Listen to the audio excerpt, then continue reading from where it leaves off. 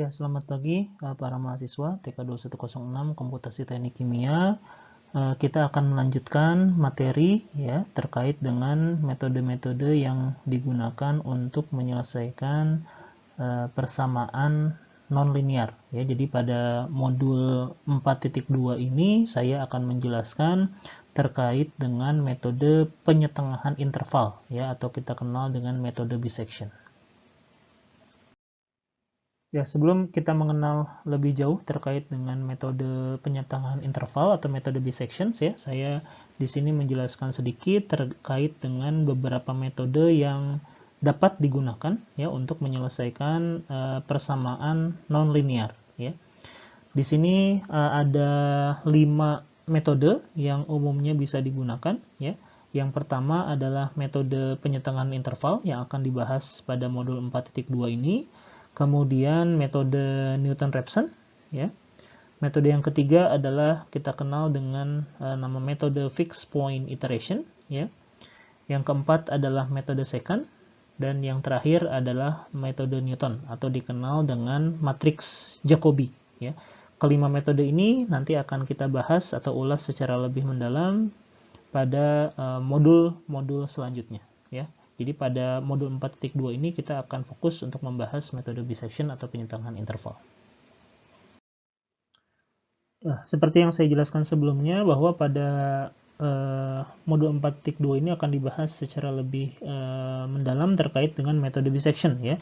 Apa itu metode bisections ya? Metode bisections ini biasa kita kenal dengan metode penyetengahan interval ya, atau metode pencarian biner, atau kita kenal juga dengan metode dikotomi ya. Ini berdasarkan pada teorema Bolzano ya untuk fungsi yang bersifat kontinu. Berikut ini adalah skematik gambar ya atau grafik yang merepresentasikan cara kerja metode penyetengahan interval ya.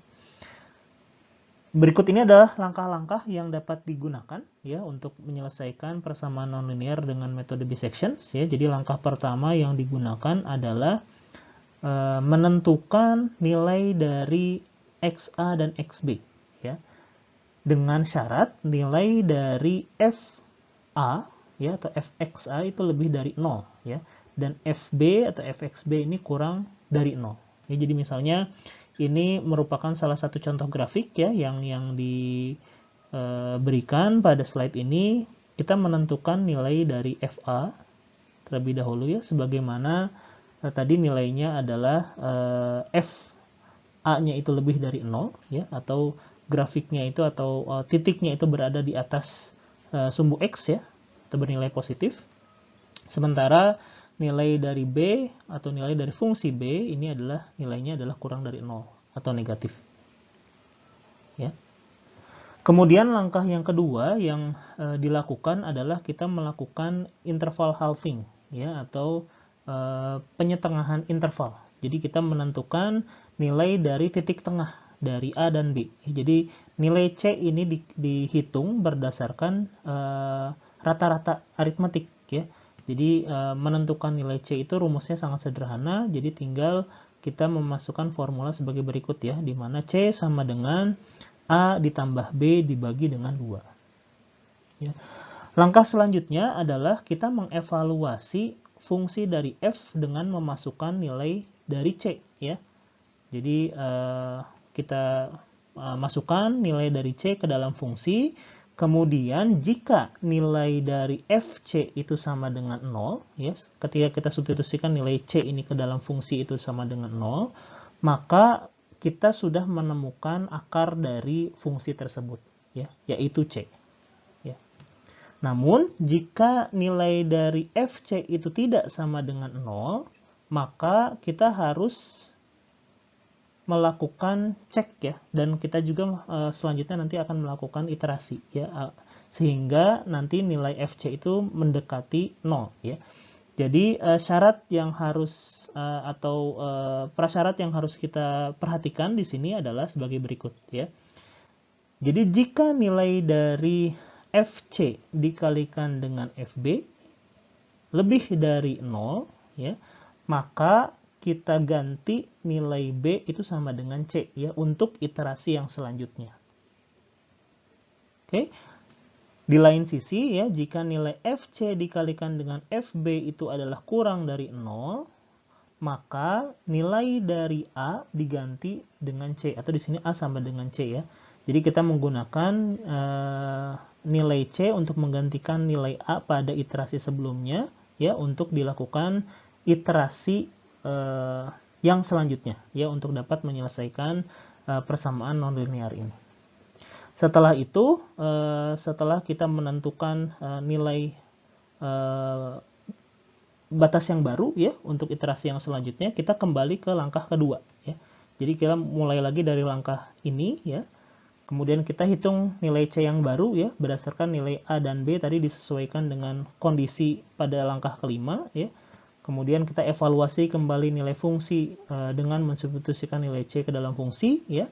Dan kita lihat evaluasi nilai FC-nya apakah sudah sama dengan 0 atau belum. Kalau belum, kita lakukan langkah yang sama seperti langkah sebelumnya ya.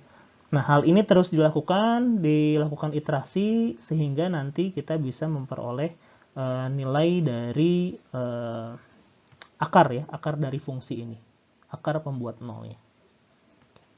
Secara lebih lanjut nanti di slide selanjutnya saya akan membahas terkait dengan contoh soal ya, supaya lebih mudah untuk dimengerti. Ya, berikut ini adalah contoh ya persamaan nonlinear yang akan kita selesaikan dengan menggunakan metode penyetangan interval atau metode bisection ya.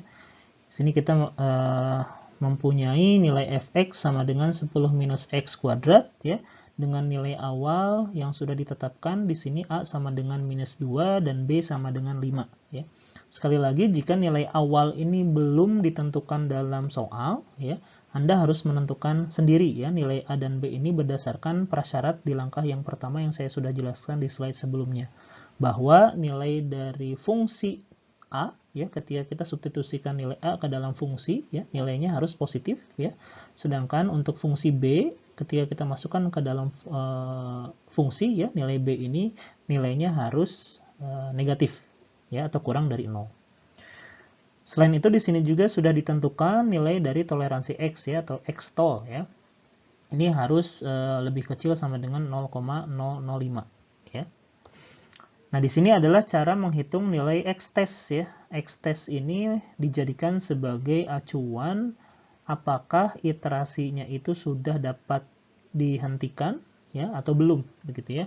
Jadi jika nilai X-test itu kurang dari sama dengan X-tol, maka iterasinya bisa dihentikan atau terminasi ya, dengan menggunakan rumus berikut. B minus A dibagi B dimutlakan ya, itu harus kurang dari sama dengan X-tol. Jika nilainya sudah kurang dari sama dengan X-tol, maka iterasi dapat dihentikan dan kita memperoleh nilai akar dari persamaan nonlinear ya, atau kita kenal hasilnya sudah mencapai konvergen gitu ya. Oke, langkah selanjutnya adalah lebih baik dalam menyelesaikan permasalahan sistem persamaan nonlinear ini kita buat dalam bentuk tabulasi supaya lebih mudah ya.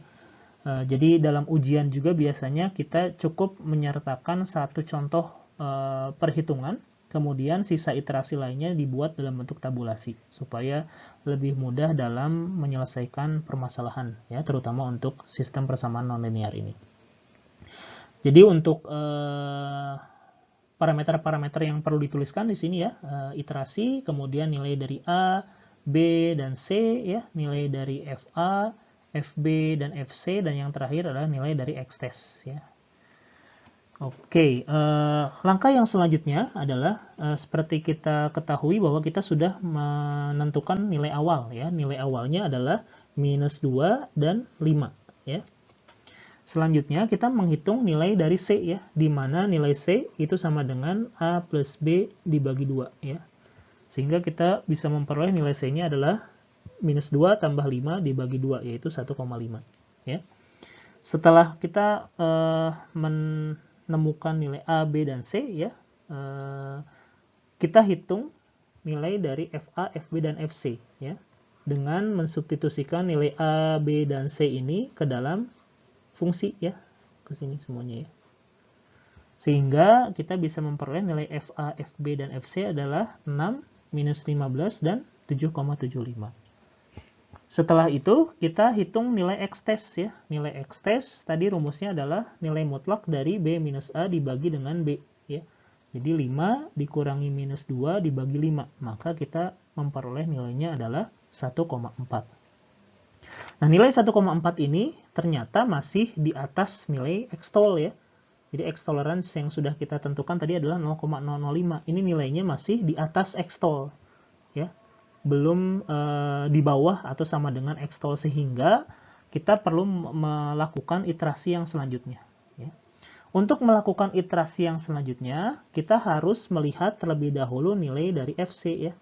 Nilai FC ini kan kalau belum sama dengan 0 atau mendekati 0 begitu ya, maka kita berpedoman pada langkah yang keempat ya, pada slide sebelumnya, di mana jika nilai FC dikalikan dengan FB itu adalah lebih dari 0, maka kita ganti ya nilai B dengan nilai C ya untuk iterasi yang selanjutnya.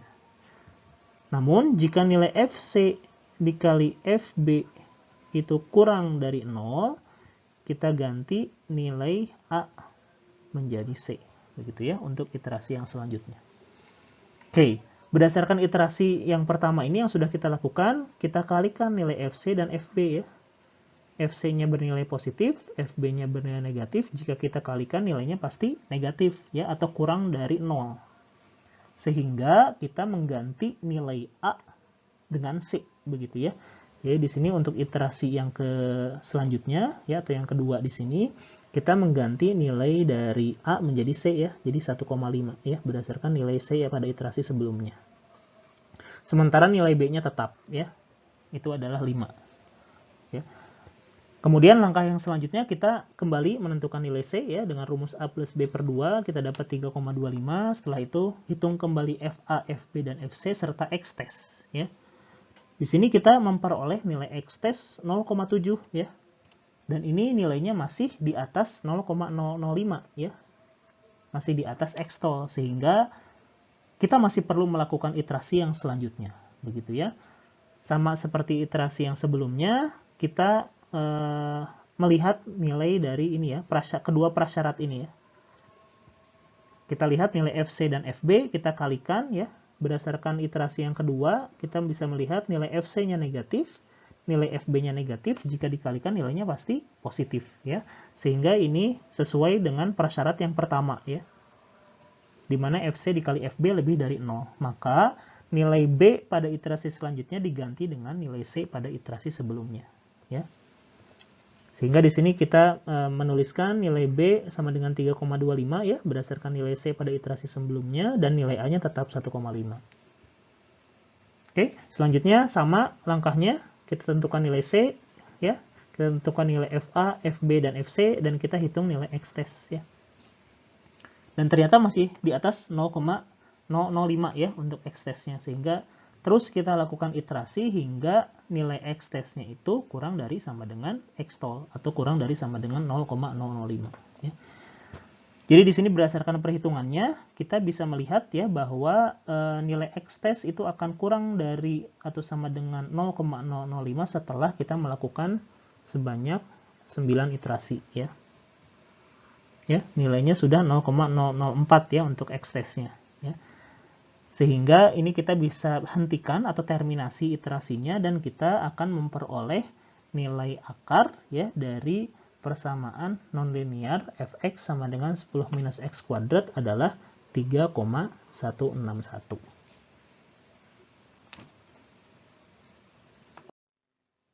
Ya, berdasarkan perhitungan yang sudah kita lakukan ya pada slide sebelumnya untuk permasalahan nonlinear menggunakan metode penyetengahan interval, berikut ini adalah gambaran umum ya bagaimana metode penyetengahan interval ini bekerja begitu ya.